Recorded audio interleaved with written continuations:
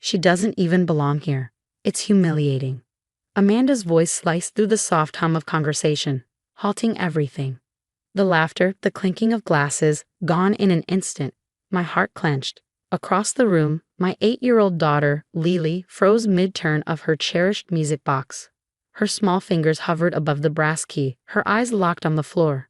The warmth of the living room evaporated, replaced by a suffocating stillness. I'm Emma, and I never imagined hearing words like that about my child, especially not from Amanda, my brother's new wife. Lily was diagnosed with autism at 4. She may experience the world through a different lens, but her heart? It's the most radiant thing I know. What did you just say? I asked, trying to steady the tremble in my voice. Amanda, draped elegantly on the edge of our parents' ornate sofa, like she was posing for a catalog shoot, sighed and rolled her eyes. Oh, come on, Emma. Someone had to say it. She just sits there, fiddling with that music box, barely saying a word. It's a party, not a therapy session. The air turned brittle. Conversations died mid-sentence. My brother, Michael, shifted in his seat, eyes glued to the floor. The silence from him hit harder than Amanda's cruelty. We'd grown up side by side in this house. We were a team. Now he wouldn't even defend his niece. She's family, my mom offered gently, though the conviction in her voice faltered.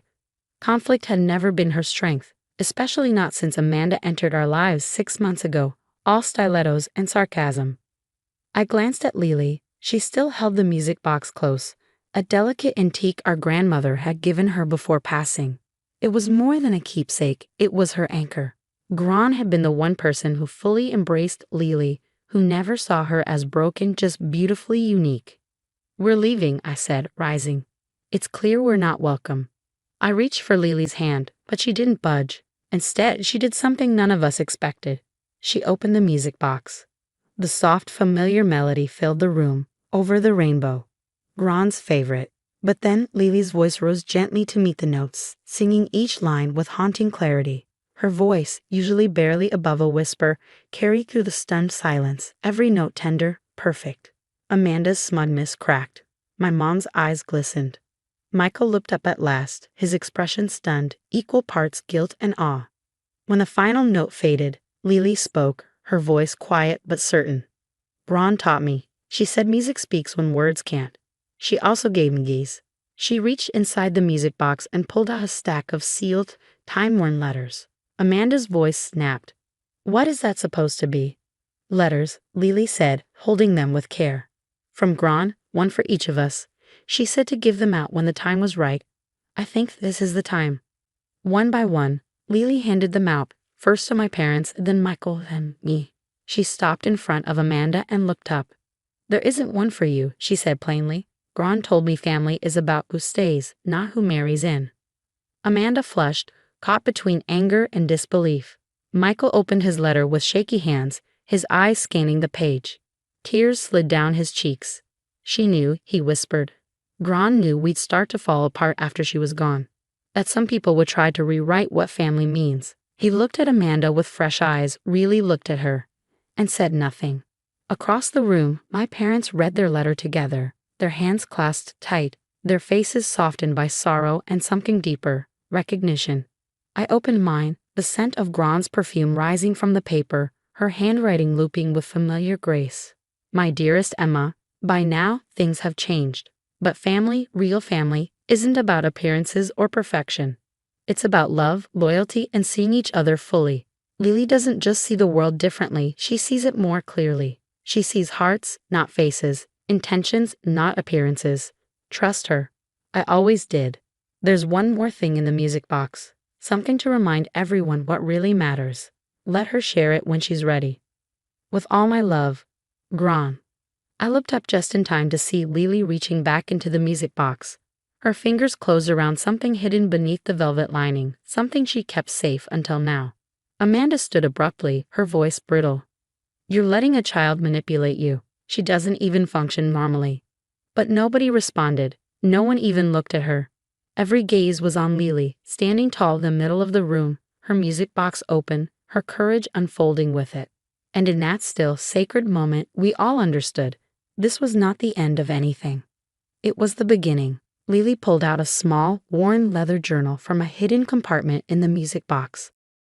The room remained silent as she opened it carefully, revealing pages filled with Gron's handwriting and something else. Photographs. Gron kept a diary, Lily said softly, her voice clear and steady. She wrote about everyone, about what she saw. She turned the pages gently, showing candid photos of our family through the years. Happy moments, difficult times, all captured through Gron's observant eyes. Then she stopped at a particular page. This is from 6 months ago, before Gron died. She held up a photo that made Amanda's face turn ghostly white. It showed Amanda at a cafe with another man, their hands intertwined across the table, taken just weeks before she married Michael. That's not what it looks like, Amanda stammered, but Lily wasn't finished.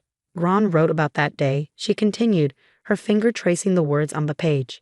She saw you with him 3 more times.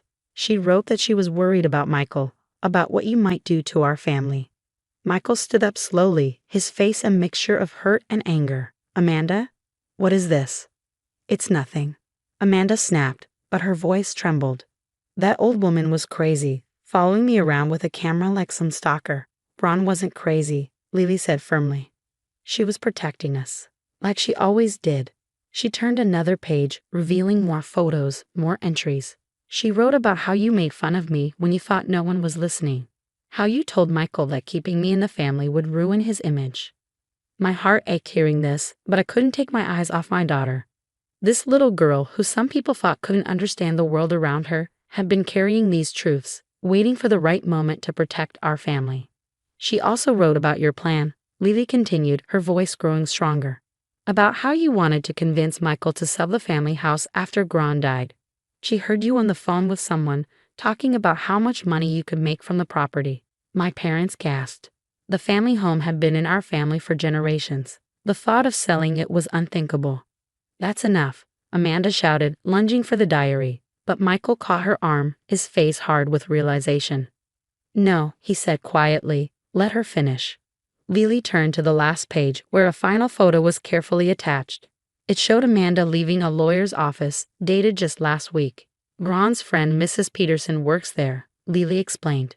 She saw Amanda asking about how to transfer the house deed after marriage. The room erupted in chaos.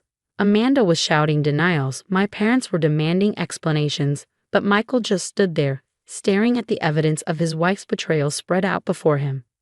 Why didn't you show us this sooner? He asked Lily quietly. My daughter looked at him with those wise eyes that saw so much more than people realized. Gron said timing matters. She said sometimes people need to show who they really are before the truth can help.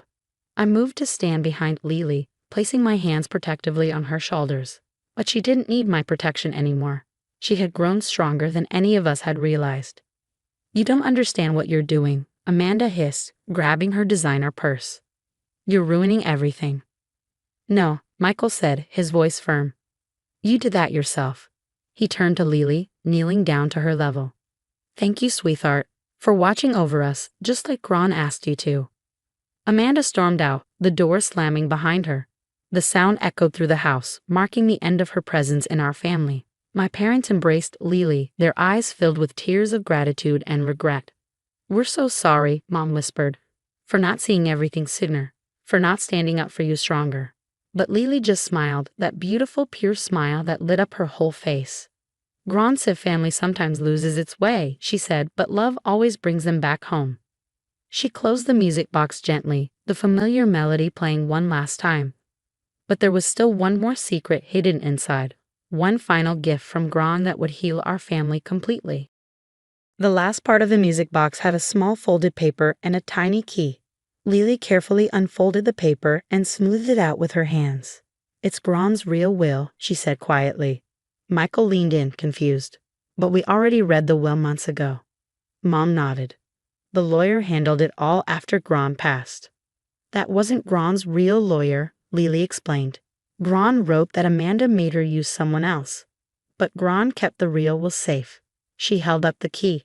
This opens her safety deposit box at the old bank downtown. I remembered that bank. Gron had always used it, even when newer ones opened. Now I knew why. She was protecting our family, even after she was gone.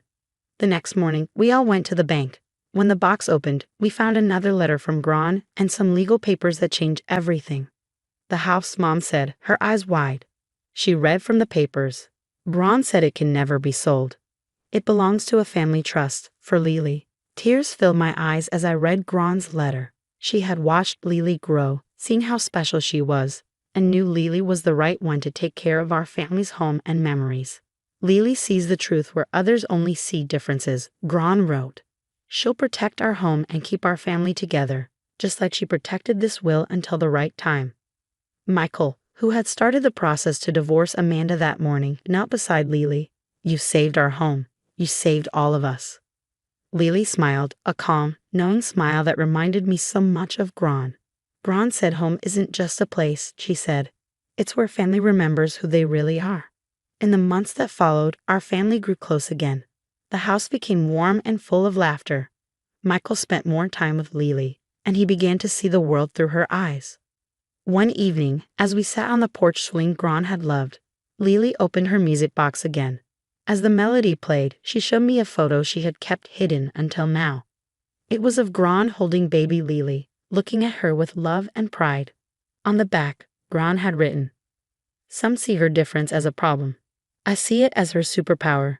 She'll show everyone that love is louder than words, and truth is brighter than how things look." Gran knew you needed time to believe in yourself, I told Lily, hugging her close. She knew you'd show the world your strength, your way. She said being different isn't wrong, Lily replied, her voice strong. It's just a better way of seeing things. When the real will was shown, Amanda's claims to the house and family estate were thrown out. She left quickly, and we didn't see her again. Michael was free to heal, and our family was stronger without her. Now the music box sits on the fireplace mantel. Lily plays it every evening. Its soft tune reminds us of love, courage, and how one quiet girl saved us all.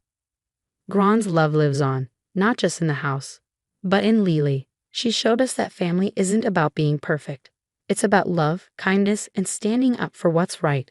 And Lily, she keeps amazing us. We no longer hide her autism or feel ashamed of it. We celebrate it, because Gran was right. Lily's way of seeing the world makes our lives richer, stronger, and more beautiful than we ever imagined.